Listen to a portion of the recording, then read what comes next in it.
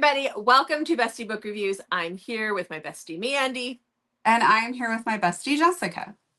So it's that time of the week again. It is time for those I know you hate your hair today. Hair's We driving all me have those nuts. days. Mine is too. I can see a lot of gray. I need to get it highlighted again. But it's Christmas or highlights, and we're having Christmas instead. Anyway. Okay, so 1 minute book recs. This is where we go over all the books we did in the past week with 1 minute synopsises for each book.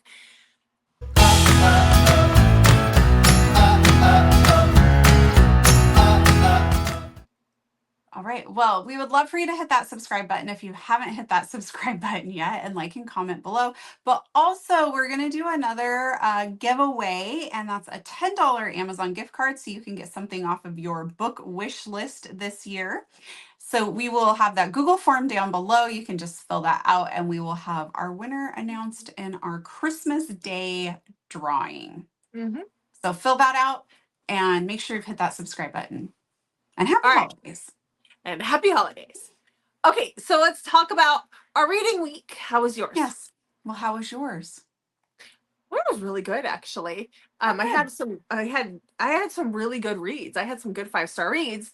I read 11. I have 10 because one was a duet, so I have 10 to talk about. But I think one of them we both read, which was the buddy read. You can talk about it because I don't want to. Okay, I read 12. Why did you think I was going to read more than you? I barely read more than the last few weeks it's been I've read 45, I've read 55. That's not true. Okay. My reading week, I had some great reads, but I also had a few duds. So we'll talk about those too. All right. Okay, so I guess I'm going first. You are. Okay.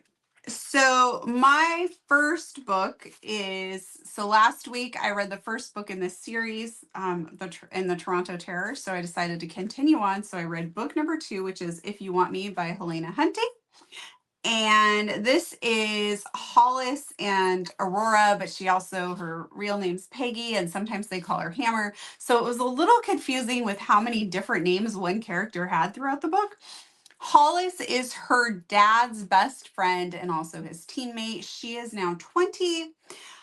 I enjoyed this one because I really like age gap and that forbidden feel. It wasn't quite a 5-star for me because at times I felt like she was a little immature, and I really like that mature heroine when we do the age gap. So, that's just how I am. So they have known each other for several years, and she's had a crush on him, and finally, she is able to kind of push him a little bit past his boundaries to get him to finally do something with her, if you will. And he really wants to come clean right away to her dad, but she does not want to. She wants to put it off, which is going to obviously cause some drama. So I enjoyed this one. I rated it 4 stars. Oh, that was loud. Sorry. That was quick. I mean, that wasn't quick. That was right on the money. Yeah. Yeah. I'm trying. Yeah. No, I just meant for me to turn over and the thing went off at the same time. That was good. You did good. Okay. So, yeah. Okay. Well, the first book that I have is an arc that I had from Emma Slate. This book actually came out on December 1st. So it is available right now. This is Lavender Lake. It is the second book in her Saddles and Spurs series. This is all going to be, they're all surprise pregnancy, which just makes me giddy. It's cowboys and surprise pregnancy. I mean, come on. So this is about Salem. So this is book 2. We met Salem in book 1. She is the twin sister to the heroine from book 1. But she refuses to go home. She lives in New York. She's been refusing to go home for several years back to the ranch in the small town. We don't know why. We know that there is something that in her past that is keeping her from going home. Well, something happens with her father, something where she has to go back home. And so when she does, that is where she runs into our bull rider, and that is Cass. And let's just say he knows how to handle her and her prickliness, just like he would handle a bull, and he might knock her up because that's what's supposed to happen in these books. I loved it. I gave it 5 stars. I really, really enjoyed these guys. It's great. It's great. Oh. Sorry. Look at me. Okay. Okay. All right. So next I kept up with my Taboo age gap reads. getting back to my roots still. And I read Tempt by Melanie Harlow. So this one's a little bit different because it's ex-boyfriend's dad, but he just found out he's his dad. So we have Zach and Millie. They meet at an airport when their flights are delayed. They really hit it off and they end up like having a passionate time together. And then they live in different areas, so nothing's really going to come of this. And then she is still friends with her ex, Mason, I believe his name was. And Mason is getting married. She's kind of involved in all of the wedding stuff because they stayed really good friends. And then she is introduced to Mason's biological dad that he just found out about, and it is Zach. So there is some panic there because she really liked him. And now all of a sudden he's going to be back in her life, but it's her friend, also ex-boyfriend's dad. So things are going to get very complicated. And also he has had the old snip snip and she really wants to have a family. So I really liked that this book actually dives into that whole dynamic of when there is an age gap that people are in different times of their life and want different things. So I really, really enjoyed it. I rated it 4 stars. And I don't know if I said this, but it is book number 9 in the Cloverleaf Farms series. Okay. But you do not have to read them in order. You can easily read it as a standalone. And there was some Easter eggs in there for the Rose Canyon series by Corinne Michaels, which I really enjoyed. I was going to say perfect, and then I was going to say cool, and it was just going to come out as pool. So, pool. Let's move on. Well, the next book that I read, I'm not going to give a rating for it, but I will tell you about it because this is going to be our book club read. And so this is, or for this month, Mandy knows the dates. I just show up when I'm told. So December 19th at 6 p.m. But if you're going to tell us about it, I'm covering my ears and going in blind. Okay, perfect. All right. Humming away over here. Okay, hum away. I'm going to go. Okay. So this is Born for Marble by Nikki Harris. This is the 3rd book in her Cradle Common series. This is the one that we've all been waiting for. This is Queen Tuscany and her story with her bodyguard, who is Kong. And oh my gosh. Again, I'm not going to tell you the rating, but if you guys can't figure it out from me just talking about it, I mean, I don't know what to tell you. But so Tuscany, because of what happened to her, and we find out in book 1, we actually see a lot more of that. And it's been more than just her having a hysterectomy at the age of 10, where she wasn't expecting that. And so she feels very deceived by her people that are taking care of her. She's reverted back to some childish ways. So there is some age regression. She hides under the bed, but they did a lot of medical things to her. And so we see a lot of that. We hear and read a lot about that. She has a lot of trauma for that. And then you have Kong, who he's a lot older than her, and he has this attraction to her, but it has grown over the years as she has grown. So when she was a little girl, it was more to be a protector. Now it's a little bit different. And they go out on an expedition together to see the people, and she has other things behind that. There's other things she wants to see. And oh, you did it. Okay. It's okay. You can stop. Okay. But we just see what happens when that happens. And I just, yo, crap, I have the book too, look! And I forgot to hold it up! Wow. I was so excited to talk about it, I forgot to show the book. Sorry. But I like the dude cover a little bit. I like the dude cover for this. Like, I mean, come on. Like, look at the dude cover. I have it too. But you can't, yeah. No, I mean, I don't have the dude cover, but I have the book. You have that one. Never mind. But I don't think you can get the dude cover in paperback. It's disappointing. Yeah, it's just Kindle. I hate when that happens. So, okay. All right. So next I read a novella for the Hot and Bothered Book Club again. Because I think they do a challenge all the time. So if you want to check them out to do their other challenges, go for it. I just really enjoy the holiday one. So that's my jam. Yeah. All right. So I read My Boss's Favorite Elf by Winter Ryan. This is going to be really fast because it is a holiday novella. So Eve is Lucas, who is her boss's assistant. So she's the boss's assistant. Lucas is out of the office right now. She's supposed to be putting together this Christmas thing where kids can come and see Santa, like it's a company type activity or event or whatever. And the Santa she had rented has canceled. So she has the Santa outfit. So she's going to put that on. And while she is changing in her boss's office. He walks in and sees her in her underwear. And he says, well, I will go ahead and be Santa. You get back in your naughty little elf costume there, and we'll go do this. And from there, their time together kicks off. It's super fast, super cute holiday novella. Okay. I enjoyed it, rated it 4 stars. Okay. Well, the next book, okay, so it was a reread for me, but it was the first time listening to audio. And I did this for a reason because, so this is Say You'll Stay by Anna Calloway, and this is a post-apocalyptic, but it's told in third person. And I really struggled with that when I read the book. So I was like, ooh, audio came out. I can do third person audio. Let's try it. So I'm going to tell you about it and tell you if it's any different. So this is about Olivia and Cole. So Cole hears this. So this is a zombie apocalypse. And Cole is trying to get to safety. He's trying to find his best friend. His best friend is kind of taken off and it was chasing a girl. And he can't find him, but he's trying to get to safety. They're in New York City. And he hears this noise in the subway that he says sounds like a cat meowing. And then he finally realizes that it's not a cat. That is a baby crying. And the crying is alerting all the zombies to come to where they're at. And so he goes to investigate. And that is where he meets Olivia. She has just given birth and she's locked herself in a bathroom. She had to kill a zombie. It's a whole thing. She passes out. He holds the baby. He promises her that he's going to stay and keep an eye on her during this and keep her safe. She has been severely abused. She was in an abusive marriage and now she has this baby. And so he decides that he is going to take her with him, seeking safety. And so we see all of that transpire. So it is told in third person. I did enjoy it a little bit more. I still gave it 4 stars, which is what I gave it the first time around, but I felt like that was a softer 4, where this felt more solid because the audio really helps me with the third person. It just does. And I did enjoy it quite a bit. So me too. Yeah. Me too. Yeah. Okay. Next. Oh shoot. I set my journal on my computer and now the timer went away. Oh no. It did not I don't know, it started pushing a whole bunch of buttons and for technical difficulties. There we go. Okay. Okay.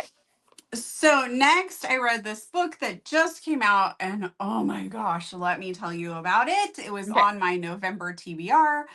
This is Savage Obsession by Kate Oliver, which apparently is a tongue twister for me. Mm-hmm. So this is Xander's story. So Xander, right away, we see that he is on a path of self-destruction. And what I really loved about this book is it's not considered okay how he's behaving. They actually try and intervene a little bit and tell him this isn't okay. So he's like getting plastered. He's driving home drunk. Like he's really just doesn't care anymore. And one day he gets some mail and realizes that there was a check in the mail that wasn't for him. And so he takes it down to his downstairs neighbor. So he lives up at the top in the penthouse and she's like down in one of the other apartments. And he goes down there and realizes that this poor woman is living in this house or an apartment. There's like no furniture. And he's like, did you just move in? And she's like, no, I've lived here for a couple of years. And he's like, what is going on? And he then finds out he's just really attracted to her. And he does some investigating and finds out that she actually works for him in one of their casinos. She actually works for several of their casinos as a bartender. So he finds out that she works for many their casinos and that she has 3 jobs and she seems to be making decent money, but she's clearly not doing well. And so he just becomes pretty obsessed with figuring out what's going on with her. And from there, things kind of start to happen. And so this is mafia, but not really mafia. They're more into casinos, but into they have some shady stuff going on. And this is literal Toucher and Die, not just the vibes, literal. And what else do we have going on here? Oh, we have some daddy stuff. It's also age gap and it is very good. I loved it. I rated it 5 stars. You will probably see it on my top reads. Awesome. Loved it. Okay. I'm really enjoying the series. Good. All right. Well, the next book I read was a novella. It was a quick listen. I actually listened to it.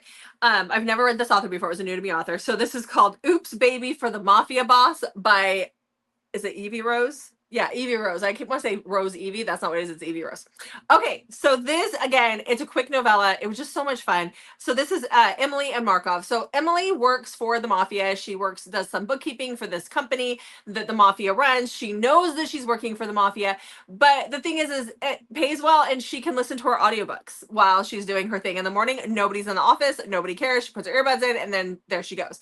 Well, one morning the the earbuds disconnect and she doesn't realize it. She's listening to this book when she looks up and there is her big surly boss who does not talk, and that is Markov. And it is a hot and steamy scene, and she is mortified.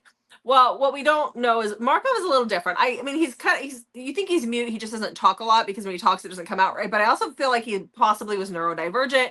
And so he is like the epitome of if he wanted to, he would, because he goes out and gets these books so that they can listen to them together. And all these things happen.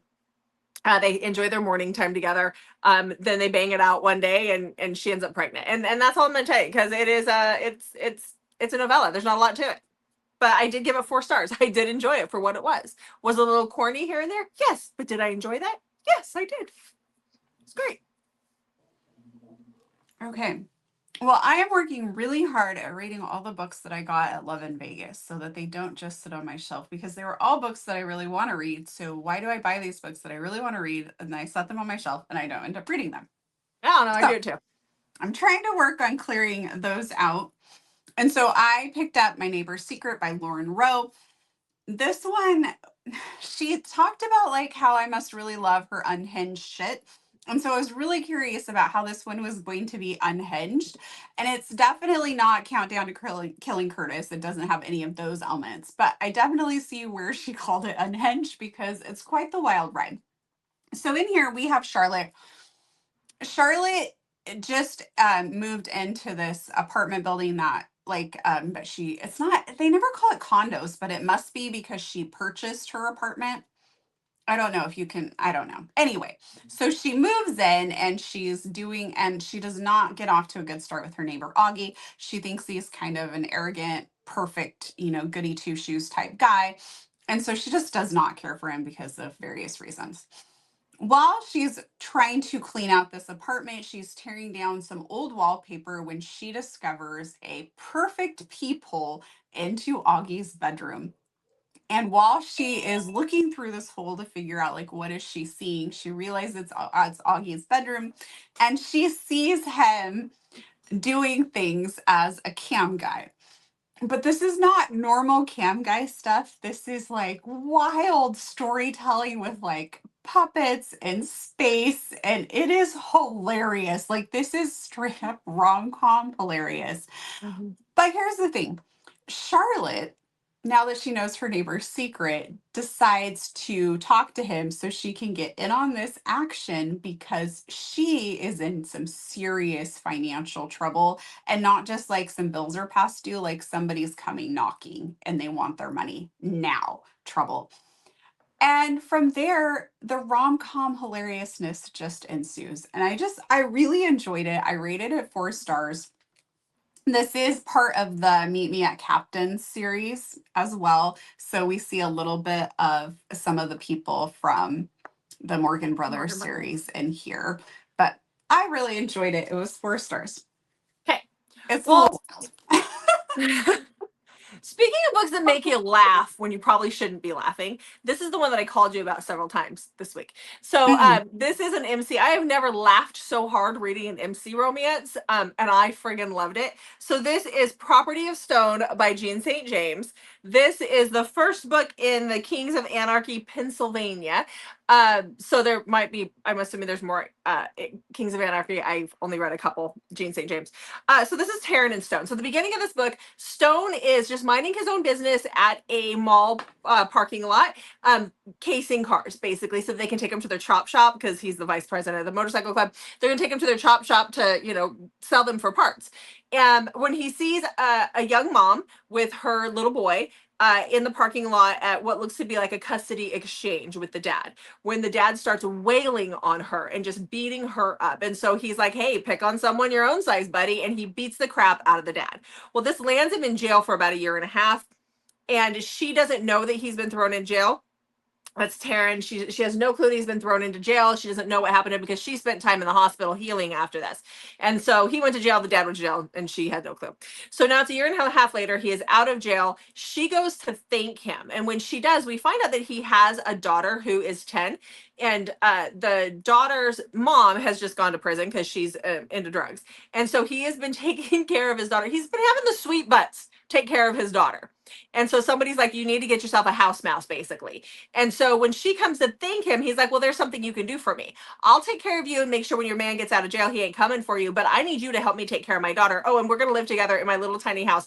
I only got 2 bedrooms, so you're going to have to share one with me, which she's like, no, you're going to sleep on the couch. I loved it. What made me laugh, I gave it 5 stars. I thought this was an awesome MC. It was great.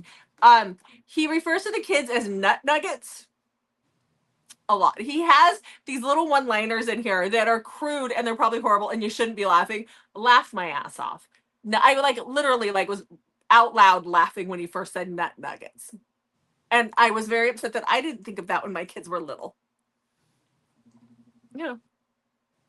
I loved it. I loved him. It was great. So, next. They can still be your nut nuggets if you want them to be. Well, they're not my nut nuggets. They're just nut nuggets. But now they're old enough now to know what that means and they wouldn't appreciate it. So, yeah, it is kind of weird. it is a little weird. There were a few other ones that he had in there that were pretty funny too. So, anyhow, okay. Okay, next I went and read a book that was on my TBR from a while ago. And this is one that an author we met at BB4E. You told me you loved this book, so I got it. And that's Grave Matter by Karina Halley.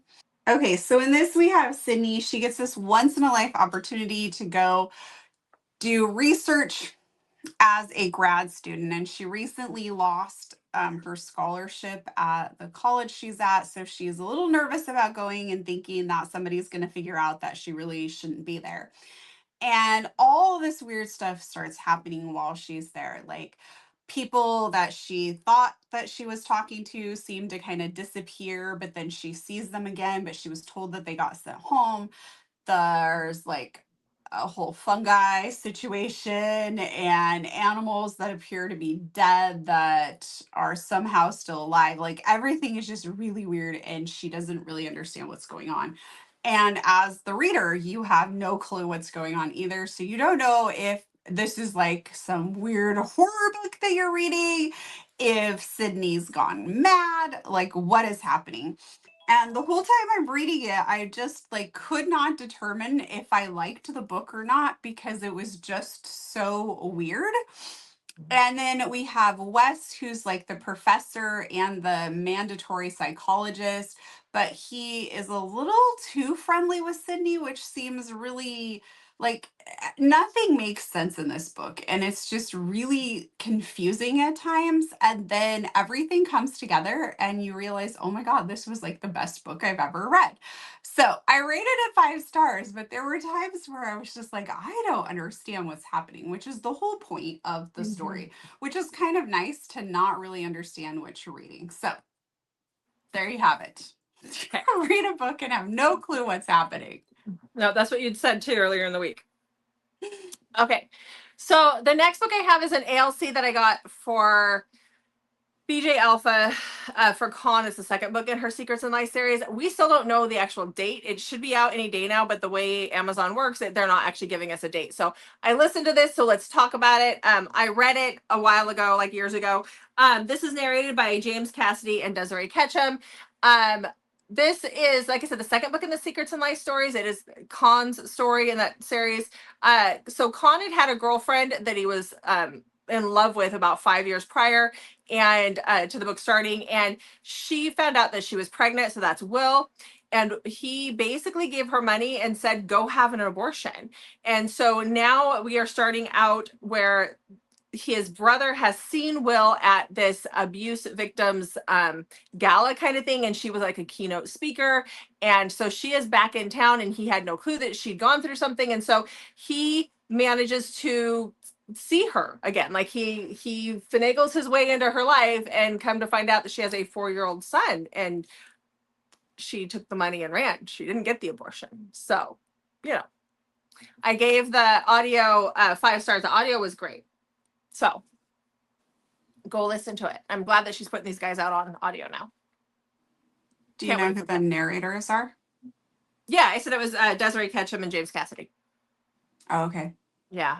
I kept thinking it was Connor Crass, but it wasn't at the end, and he said his name again, and I was like, oh, I was thinking it was the wrong person the whole time. But it is James Cassidy. I double-checked and triple-checked. And he I don't called think I've himself listened to Desiree before. I'm sure, yeah. She's done a lot of things. You It might doesn't have. sound familiar. I've listened to her do a lot of different things.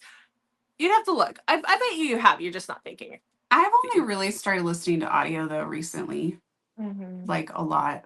Like there were, I mean, prior to this year, I would maybe listen to 1 or 2 audiobooks. Yeah, you didn't do a lot of it. Yeah. No. Yeah. Okay, what do you got next? Okay, my next book, I was tricked really badly.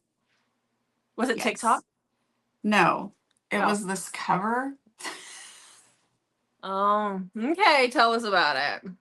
Yeah, there's not a lot to tell. So this is Okay. Over the Line by Elsie Faber of I assume that's how you say it. This is about Nova and Lake. So Nova, oh man, Nova is taking something happened. We don't know what happened, but something has happened and she needs to get away for a while. So her friend's brother says that she can go stay at his place up at Lake Tahoe. A snowstorm is coming and she's pretty much ill prepared for this and she ends up getting stuck. And while she's trying to dig out and like get herself unstuck, she almost gets ran over by this guy in a truck who comes by, and that's Lake. And he's kind of an ass to her from the get-go, and not in a grumpy way. He just seems like an arrogant prick. And eventually she caves and goes with him. She tells him where she's supposed to be staying at her friend's house, at her friend's brother's house. Well, it turns out that house is actually his house. And no, he is not the brother. It was one of his teammates, because he's a hockey player. One of his teammates said that she could stay there and claimed it was his house, but it wasn't. So even if you're still with me there, it just gets worse from that point. It like he's just a royal ass. Like she actually breaks down crying over what it is that she left because of, and he's consoling her 1 second, and the next minute he's not even the next minute, he's being a complete ass. Like the writing is not super great in this, and he's just a dick. Like there's no redeeming qualities over him. Like he never starts to soften towards her. And by the like I really did not like it at all. It was a huge waste of my time. I rated it 2 stars, and that was probably generous. It got the 2 stars because of the cover. Because of the cover. I Just feel like I was greatly tricked into reading a book based on the cover. It was not But worth they it. say you can never judge a book by its cover, but they are all lying, whoever they are that said that. Because you can. Well, I would have judged this book and said it would be really good. I know, but there's other books too that like, ugh. That's the whole, you can never judge a book by its cover. Like, because that cover's good, and had you said it was good, then you would have thought it was good. Like, because, does that make sense? Am I making sense? No. Oh, if you don't judge a book by its cover, but I'm backwards. Judge the book by its cover, and it's the blonde in me coming out. It's all good. Okay. So last week I did a reread of the beta, and I started a different Omegaverse this week, and it just was not hitting, and I was not happy with it. So I went back and re-listened to Pack Darling by Lola Rock, because this one is good and the other one wasn't, and we're not even talking about the other one right now. So this is about Lila. So this is a duet. This is a big book because it's 2 of them. So Lila is our Omega, but she hasn't what they call awakened yet. So she hasn't, come into her own yet. She's in her early 20s. She is a darling because that's her last name. She lives at this academy, and apparently like her mom sold her to this academy. So all the Omegas that don't have parents have the last name Darling. They're basically the orphans. And so she is a ballerina. She's a dancer, and she has been noticed by the fathers to the Wyvern Pack, which is this pack of guys who have a male omega, and their father is not happy about that. All the fathers are not happy about that because they want them to have a female omega so that they can have children. And so they take Lila out of the school where she's been abused and mistreated, and they put her basically in this pack. She's to go to this pack and make it work, whether she wants to do it or not. And when she gets there, she realizes since she hasn't come into her own, she doesn't have like her scent, because the scent matches kind of a thing. She doesn't have that, so they can't tell that she is a fated mate to them, but she can tell that they're her fated mates. But they already have an omega, and they don't want her. So it's definitely a bully romance in that regard. And I loved it the second time around as much as the first time around. I think I originally gave it 5 stars, so still holds true. Well, that's good. Yeah. All right, next I listened to The Nest Before Christmas by Piper Rain. This is a novella. They call it 4.5 in the Nest series. 100% honesty, I don't think if you haven't read the Nest series, or at least a few of the books, that you would enjoy this one, because it's based solely on the guys are at a game, one of their hockey games, and they're trying to get back to their wives before, well, their women before Christmas, and they're all going to go stay somewhere. And basically, it's just like a quick update on where their lives are, what's happening to them as we see them try and travel from one place to another with quite a few roadblocks, sometimes literally, that happen to them. I really, really enjoyed it. I gave it 5 stars, but again, I loved it because I love the Nest series. And it definitely, I feel like, is setting the Nest up for the next series, which is going to be the baseball one. And we see Ruby again, and she's already interacting with some of those guys. So I loved it. And the full cast narration is always a lot of fun. Did you say what you rated? Did I miss that? 5 stars. I think I said that a couple of times, but I maybe forgot. I might have missed it. In my head, I said it at least. Okay. But I thought I did. might have missed it. You probably did. I might have just missed it, because I was looking down at my book at that time. So, okay. Well, the next book that I have is Corrupt Memories by B. Shabakan. This is the second book in her Made Men of Manhattan series. This is about Gianna and Sebastian. So when Gianna, at the beginning of the book, when she's in college, she goes by the name Anna, and she is dating Sebastian. And one night she sees something that she should never have seen, and it scares her.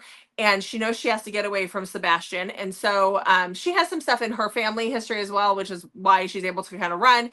But he shows up in her dorm room, and she has to get away from him. So she lures him into the bedroom, where she handcuffs him or zip ties him to the bed and leaves him there.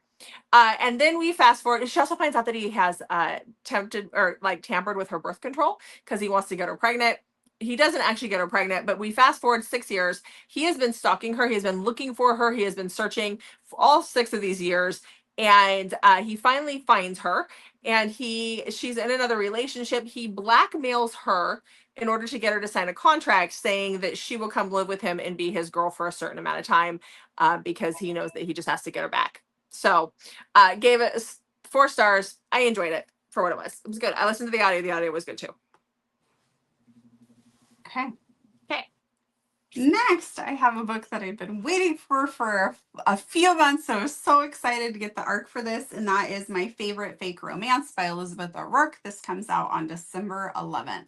So this is Elijah's story, who we meet in the previous book in the series.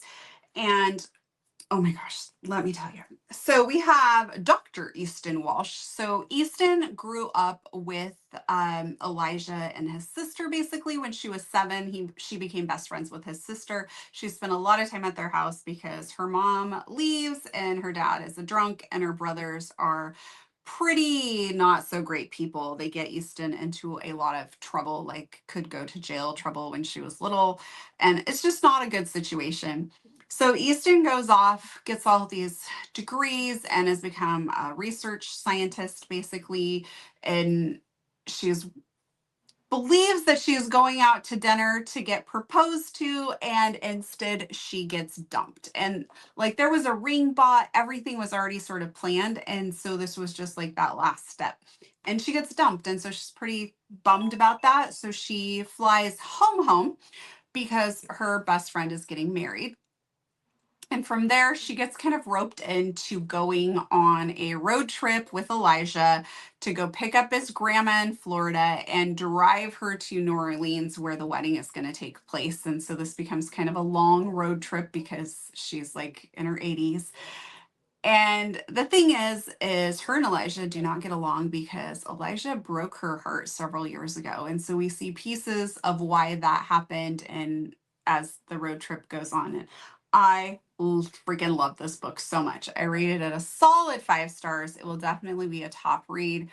And I love the grandma's friend Betty. She was hilarious. Like the book is just so good. And when you think, oh, my best friend's brother, like it's not a tried and done trope. Like the way Elizabeth writes this is it's just so fresh and different. And then yes, there is some fake romance in here as well because somebody's ex is off with models and she wants to make him jealous, so he knows that he needs to come back to her. Okay. Loved it so much, but I just love Elizabeth O'Rourke. Yeah. Her writing is so good. Yeah. Okay. So I picked up another book by DJ Krimmer. This one was way different than the other ones that I read by her. So this is called Beatitude, I think is how you say it. This is more of a novella, and she wrote it about a year ago. So I was kind of trying to see if there was going to be more in the series. I'm not 100% sure. This is about Everly and Ronan, and because it is a novella, I'm not going to tell you too much about it. But there's a lot of religious trauma. He is a serial killer. He's a psychopath. He's crazy. But part of that is because of the way he was treated when he was younger and how he was tortured and the things that he's done or been put through when he was younger. And so now he's older and he sees Everly one night and he offers her a ride home and he might just keep her. And she's just as crazy as he is in some regards. So that's all I'm going to say. I gave it 4 stars. I enjoyed it for what it was. It was a quick listen. That was fast. I didn't even change the page in my book. Sorry. Oh, well, my next one is the buddy read. Oh, okay. Yeah, that was my last one. So, yeah, let's just do it. Okay, so this is Hit the Ground by Julia Wolf. It was our buddy read with Amber and Jen. You can go watch the live show on Amber's channel. We did this, it'll be yesterday for you guys if you're seeing this on Monday. And we were all over the place with our thoughts on this. Jessica and I were the same. So I rated it 2. You rated it 2.5. We were bored. Normally Julia Wolf is a 4-star read for me. I've read several of her books. They've always been 4 stars. So this one just, I didn't care for it. I was bored and it just felt like, you know what it kind of felt like actually? It was like the whole not scenario, but the analogy of throwing like pasta, like throwing stuff to the wall and seeing what sticks. Yeah. That's kind of what this was. There was so much different stuff and none of it was none of it worked for me. No, I like that analogy because if she could fit it in that book, she tried. Yeah. So, no thanks. I think she needed to focus on one thing and write it out. But in turn, Amber really loved it. Well, she's read, like she said, she's read all the 5, like a lot of Julia Wolf, so she was happy to see other characters, old characters pop up in this one, but that's hers. So if you've done that, you might like it. Yep, wasn't for me at all. So what do you got next? I'm done now. Oh, you're done now? Yeah. Okay. So next I read The Games of Mad Men by Kerr Dukey and Kay Webster. Hopefully I'm saying that right. And I did get the ARC for this, and this actually comes out on the day this is released. So December 8th, this is now out. So this is like really dark and twisted. It is a spinoff from the V Games. I have not read the V Games, but at the beginning of the book, there is several pages with pretty detailed refresher on who the characters are. So it took me a couple chapters to get in and really kind of establish like what is happening in this book and where's this book going. And once I got to that point, I was hooked on it. So we have, oh my gosh, a whole bunch of people whose names I'm gonna butcher. we'll call her Allie because that's what she goes by through most of the book. She is with Rodden and Z, and they are like a.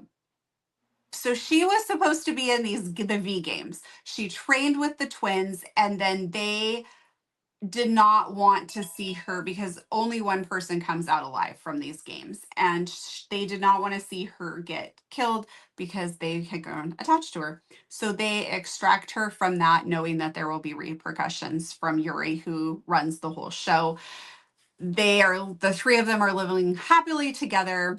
When those repercussions come knocking on the door, she flees thinking that this is the best way to keep everybody safe. Then they show up at this club that she works at and is friends with some people that work there. And they show up because they're buying the club and are very surprised to find her and some other stuff that's happening. And it's, there's, in Kay's description, she says, morally gray everything, and I would concur. It is pretty dark read, but it was good. I liked it. I rated it 4 stars. Okay. Okay, so I need to talk about my last book now. Yeah. Okay, my last book was an ALC that I got, and this comes out on December 9th, and that is Chasing Home by Piper Rain. It is narrated by Sean Masters and Holly Warren. And this is Plain Daisy Ranch number 6, by the way, in that series. So we have Romy, and Xander. Xander is a country music star. She gets pulled up on stage. He handpicks her out of the crowd. They spend some time together. And I was excited to read that part and then have the angst of like her showing up and being told, oh, you're no longer on the list to go backstage. Sorry. Like that, I feel like could have really made the book so much better if that would have been there, but that's okay. It was still a great read. So that's just kind of summarized for us. And now he has shown up on the Plain Daisy Ranch because he's going to be filming his country music song music video there. And they don't tell her, the rest of the family doesn't, because they think that this is going to be such a great surprise because she's like his number one fan and she's going to be ecstatic. But she's not because of how he treated her. And she just found out that she's pregnant. So I really enjoyed this. I rated it 4 stars. Okay. And that should be my reading week. That is your reading week, as far as I know. Okay. Well, there you go. That's it. Wrap her up then. Okay, well, make sure you check back on Mondays, Thursdays, Saturdays, and sometimes Wednesdays for new videos from us. Thanks for watching, guys. We'll see you in the next video.